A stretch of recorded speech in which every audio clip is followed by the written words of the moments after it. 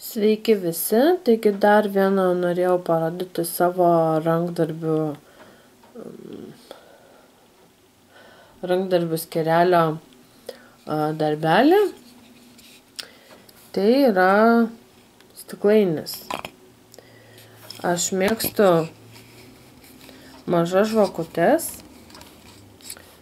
skridilinės tokias kvepiančias, gal daugumą ir jūs mėgstate tokias mažytes žvakutes.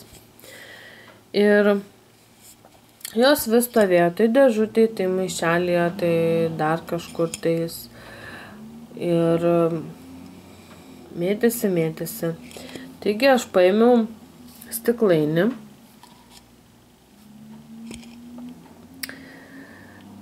Ir tą stiklainį nudažiau su akriliniais dažais. Jeigu neturite akrilinių, galite paprasčiausiai nudažyti su guašu. Ir apačios aš nedažiau, apačio palikau.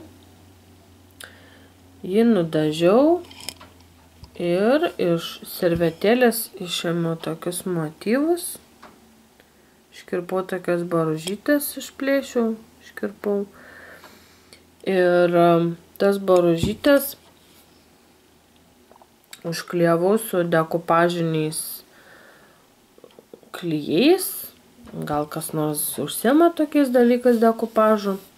Tai yra skirti, bet galima gal ir su lipalu. Bet lipalas, jisai gal truputėlį servetėlė yra plonytė, nes jos reikia klijuoti vieną sluoksnį. Taigi, bet aš turėjau specialiai dekupažų tokį darytą dekupažų klijų, kurios pirkau Ermitaže, nes truputėlį užsiemu dekupažu. Ir paprasčiausiai dar iš servetėlės iškirpau tokį motyvą, nes ant stiklainio buvo etiketė. Ją bandžiau nuvalyti, nugramdyti, bet nelabai pavyko, nes labai kažkokios storas tas popierius ir nelabai lengvai jos nukrapštyti. Taigi paprasčiausiai uždėjau tokią juostelę. Iš servetėlės, kur ta etiketė buvo, ir užrašiau žodį su baltais dažais ir teptuku užrašiau žodį žvakutės. Toksai linksmesnis stiklainis. Su baružytėm taip pat ir dangtelį nudažiau. Nudažiau dangčiuką, kad būtų dėrėtų. Tai štai mano stiklainis, jame sudėtos mano įvairios žvakutės.